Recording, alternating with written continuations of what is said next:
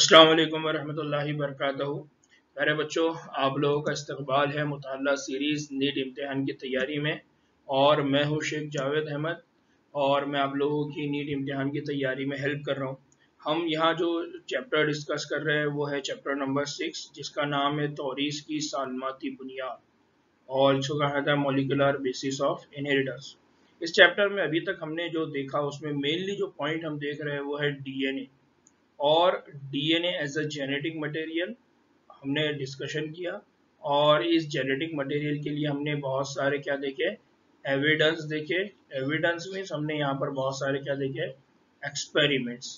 तो बेसिकली हमने ये समझने की कोशिश की कि किस बेसिस पे कौन कौन से एक्सपेरिमेंट है जिसकी बेसिस पे ये बात तय हुई कि डीएनए ही जेनेटिक मटेरियल है।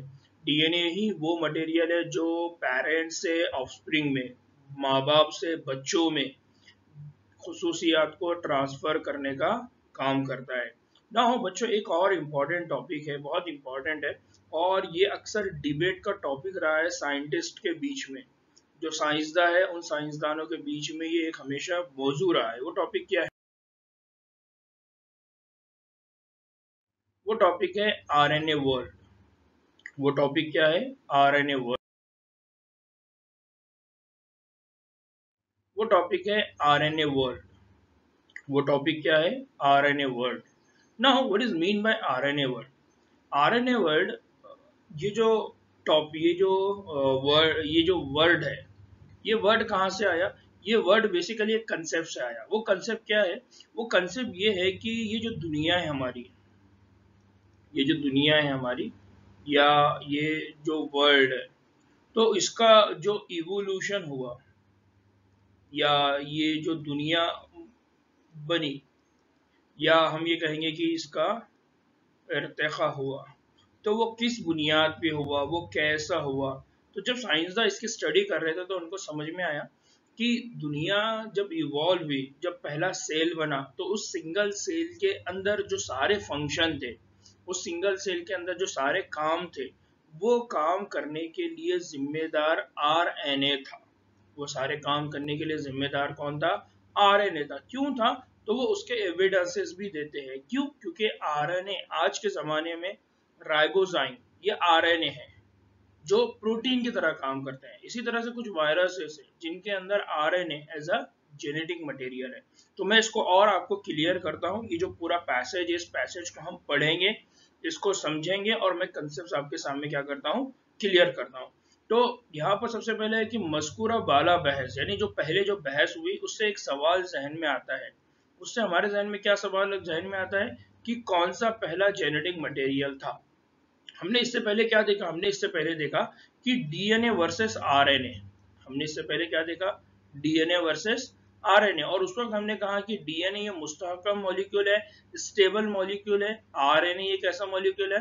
गैर मुस्तहकम है, अनस्टेबल मॉलिक्यूल है। फिर हमने वहां पर और डिफरेंस क्या देखा कि डीएनए ये डबल स्ट्रैंडेड है, आरएनए ये सिंगल स्ट्रैंडेड है।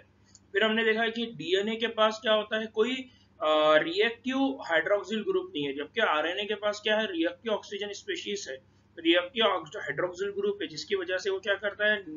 न्यूक्लियोफिलिक अटैक करते आरएनए को क्या कर देता है? किल कर देता है। तो ये बेसिक कंसेप्ट हमने वहां पर देखे थे। तो उसी से ये सवाल उठ रहा है कि इन दोनों में से फिर पहला जेनेटिक मटेरियल कौन है?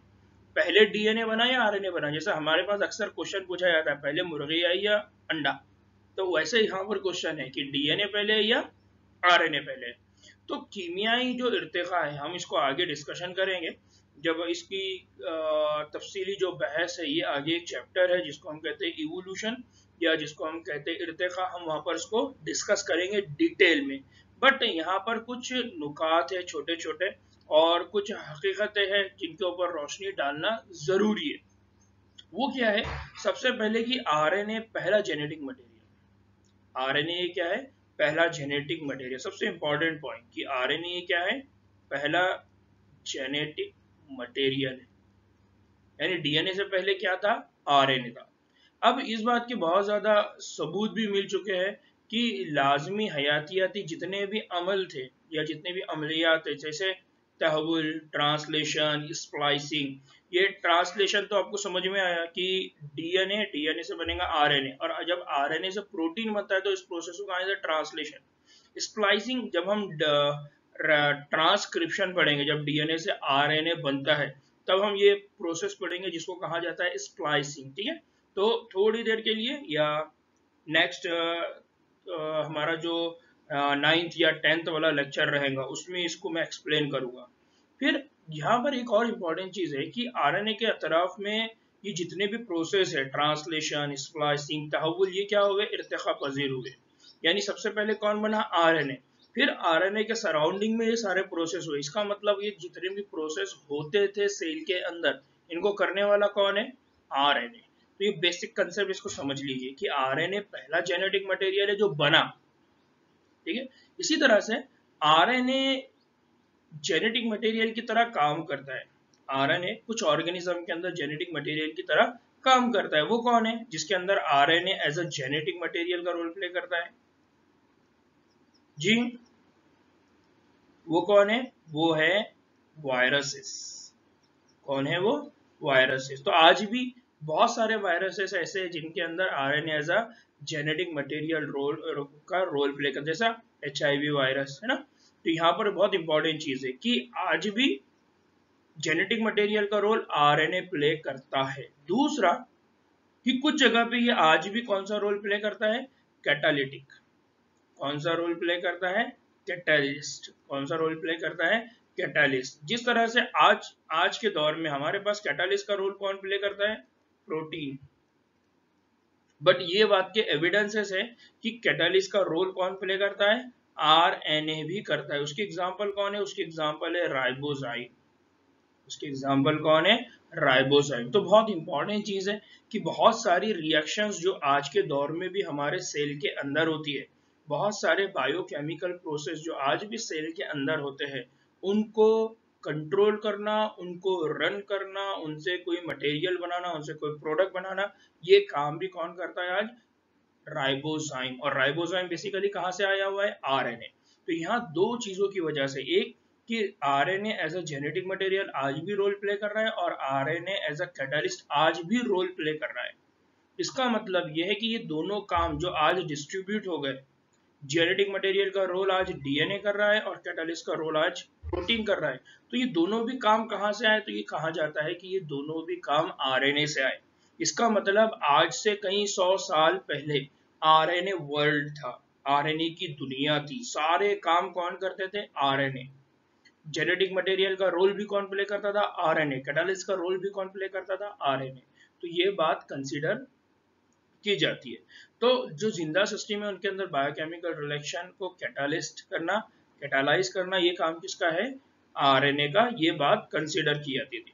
लेकिन आरएनए का जो बड़ा प्रॉब्लम था, आरएनए का जो डिसएडवांटेज था, आरएनए का जो ड्रॉबैक था, वो क्या था, आरएनए का बड़ा ड्रॉबैक ये है कि आरएनए ये रिएक्टिव था। आरएनए कैसा था, रिएक्टिव था, और आरएनए रिएक्टिव होने की वजह से वो क्या बन गया, गैर मुस्तहकम। आरएनए कैटालिस्ट होने की वजह से कैसा था, रिएक्टिव, और रिएक्टिव होने की वजह से वो कैसा था, गैर मुस्तहकम। वो कैसा था, गैर मुस्तहकम। इसलिए हम ये देखते हैं कि आरएनए ये गैर मुस्तहकम है, और गैर मुस्तहकम होने की वजह से अब इसकी जो जिम्मेदारी थी, इसकी जिम्मेदारी क्या थी कि जेनेटिक मटेरियल का रोल प्ले करे। इसलिए इसकी ये जो जिम्मेदारी थी आरएनए से हटा के अब किसको दे दी गई, डीएनए को। तो ये बात कंसीडर की जाती है कि बहुत सालों पहले हमारे बॉडी के अंदर जेनेटिक मटेरियल का रोल, एंजाइम का रोल, कैटालिटिक प्रोटीन का रोल आरएनए करता था, लेकिन आरएनए गैर मुस्तहकम है, अनस्टेबल मॉलिक्यूल है, रिएक्टिव मॉलिक्यूल है, इसलिए वो जिम्मेदारी उसके पास से क्या हो गई, हटा दी गई। जैसा जैसा इवोल्यूशन हुआ वैसा वैसा वो जिम्मेदारी आरएनए के पास से हटा के किसको दे दी गई, डीएनए को। तो यहाँ पर वही बात को है कि जो कीमियाई तब्दीलियों के बाद, यानी आरएनए के बाद जब सेल चलता रहा तो उसके अंदर क्या हुआ, कीमियाई तब्दीलियों के बाद आरएनए से डीएनए इर्तिका पजीर हुआ, जिसने इसको ज्यादा मुस्तहकम बना दिया। तो हमने लास्ट टाइम भी पढ़ा कि आरएनए कैसा है, सिंगल स्ट्रैंडेड, और डीएनए कैसा है, डबल स्ट्रैंडेड। डबल स्टैंडर्ड होने की वजह से इसके पास क्या होती है, कॉम्प्लीमेंट्री बेस पेयर। क्या होती है इसके पास, कॉम्प्लीमेंटरी बेस पेयर, और कॉम्प्लीमेंटरी बेस पेयर होने की वजह से ये क्या बन जाता है, स्टेबल। कॉम्प्लीमेंट्री होने की वजह से क्या बन जाता है, स्टेबल। क्यों? क्योंकि अगर ये एक बार अलग भी हो गया, इसके दो स्ट्रैंड को अगर आपने सेपरेट भी कर दिए, तो बाद में वो दोनों स्ट्रैंड कॉम्प्लीमेंटरी नेचर होने की वजह से एक दूसरे के साथ आके क्या हो जाएंगे, ज्वाइन हो जाएंगे, फिर वापस से क्या बन जाएगा, डबल स्ट्रैंडेड डीएनए। लेकिन आरएनए के अंदर इस तरह का मामला नहीं था। तो यहाँ पर बहुत बेसिक कंसेप्ट याद रखना है कि आरएनए वर्ल्ड का मतलब क्या है कि आज की दुनिया से पहले एक दुनिया थी, उस दुनिया के अंदर सारे काम जो करता था वो कौन करता था, आरएनए। जेनेटिक मटेरियल का रोल भी आरएनए करता था, कैटालिटिक प्रोटीन का रोल भी आरएनए करता था।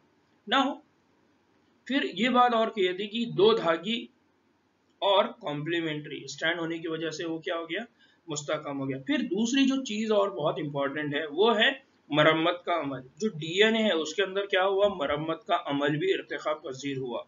जो तब्दीलियों की मज़ामत, मतलब क्या हुआ कि जो डबल स्टैंडर्ड डीएनए है इसके अंदर क्या मैकेनिज्म आ गया, इसके अंदर मैकेनिज्म आ गया रिपेयर।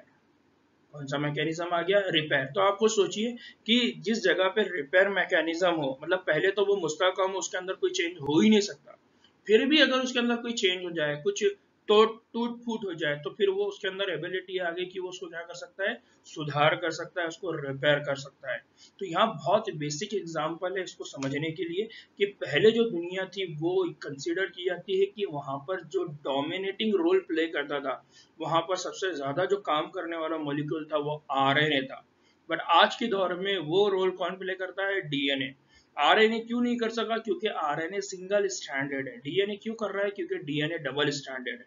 आरएनए सिंगल स्टैंडर्ड होने की वजह से क्या होगा, सिंगल स्टैंडर्ड होने की वजह से वो जंबल हो जाएगा, वो अटक जाएगा, उसके बहुत सारे स्ट्रैंड एक दूसरे के साथ घुल मिल जाएंगे। लेकिन डीएनए कैसा है, कॉम्प्लीमेंटरी, इसलिए एक स्ट्रैंड दूसरे स्ट्रैंड के साथ प्रॉपरली अरेंज होगा और क्या बनाएगा, डबल स्टैंडर्ड डीएनए। फिर इसके बाद दूसरी बहुत इंपॉर्टेंट चीज कि यहाँ पर दो धागे या डबल स्टैंडर्ड कॉम्प्लीमेंटरी नेचर के साथ डीएनए के पास एक और क्वालिटी क्या आ गई, डीएनए के पास एक और क्वालिटी वो आ गई कि वो अपने आप को रिपेयर कर सकता है। अगर कहीं पर चेंजेस हो जाते हैं तो उन चेंजेस की वजह से उसका स्ट्रक्चर चेंज नहीं होगा, वो अपनी उस तब्दीली को चेंज करेगा और नॉर्मल लेवल पे लेकर आएगा। फॉर एग्जाम्पल अगर हम इसको थोड़ी सा इस तरह से समझे कि फॉर एग्जाम्पल आपने कोई बहुत बड़ी एक कंपनी आपने अरेंज की, ठीक है। कंपनी का जो ओनर था वो सारे काम पहले करता था, यानी कंपनी का ओनर क्या करता था, पैकिंग भी वही करता था, ट्रांसपोर्ट भी वही करता था, बिल भी सबमिट वही करता था, बिलिंग का काम वो करता था। लेकिन प्रॉब्लम ये था कि वो बहुत ज्यादा थक जाता था। अब उसको समझ में आया कि यार ये जो काम है मैंने इसको क्या कर देना चाहिए, डिस्ट्रीब्यूट कर देना चाहिए, मैंने कुछ और लोगों को हायर करना चाहिए। तो उसने क्या किया कि ट्रांसपोर्टेशन के लिए, ले जाने लाने वाले के लिए एक बंदे को हायर किया, बिलिंग के लिए जो भी अकाउंटेंट है उसको हायर किया। तो अब क्या हो गया, उसका काम दो लोगों के पास डिस्ट्रीब्यूट हो गया ना। अब वो काम वो कर रहा है क्या, नहीं, अब वो काम वो नहीं कर रहा, अब वो काम दूसरे और लोग कर रहे हैं। बट आज भी वो काम उसको आता है, तो कहीं ना कहीं अकाउंटेंट की भी वो हेल्प करता है, कहीं ना कहीं ट्रांसपोर्टेशन करने वाले की भी वो क्या करता है, हेल्प करता है। तो इस तरह से हमारे सेल के अंदर भी ये इवोल्यूशन हुआ कि सबसे पहले सारे काम कौन करता था, आरएनए, फिर उसके बाद वो काम उसने डिस्ट्रीब्यूट किया डीएनए को, और उसके साथ वो काम उसने डिस्ट्रीब्यूट किया प्रोटीन को। DNA as a genetic material role play करने लगा और protein as a catalytic role play करने लगा। तो ये बहुत बेसिक आरएनए वर्ड है। इसको समझना क्यों जरूरी है, इसको समझना जरूरी इसलिए है क्योंकि जब हम इवोल्यूशन पढ़ेंगे तो इवोल्यूशन के अंदर हम बहुत सारे पॉइंट्स में से एक पॉइंट जो पढ़ेंगे वो है केमिकल इवोल्यूशन। और केमिकल इवोल्यूशन के अंदर हम जहां पर कंसेप्ट पढ़ेंगे वहां पर हम पढ़ेंगे आरएनए, फिर हम वहां पर पढ़ेंगे डीएनए। तो बच्चों, उम्मीद है कि आज का ये जो लेक्चर है, छोटा सा लेक्चर है, आप लोगों को ये पॉइंट समझ में आया होगा। अगर इसमें कोई डाउट है आप लोगों को तो आप मेरे व्हाट्सएप पे मैसेज करिए या आप मेरे यूट्यूब पे कमेंट करिए। चलिए, दुआ में याद रखिए, इंशाल्लाह नेक्स्ट लेक्चर में फिर आप लोगों से मुलाकात होगी।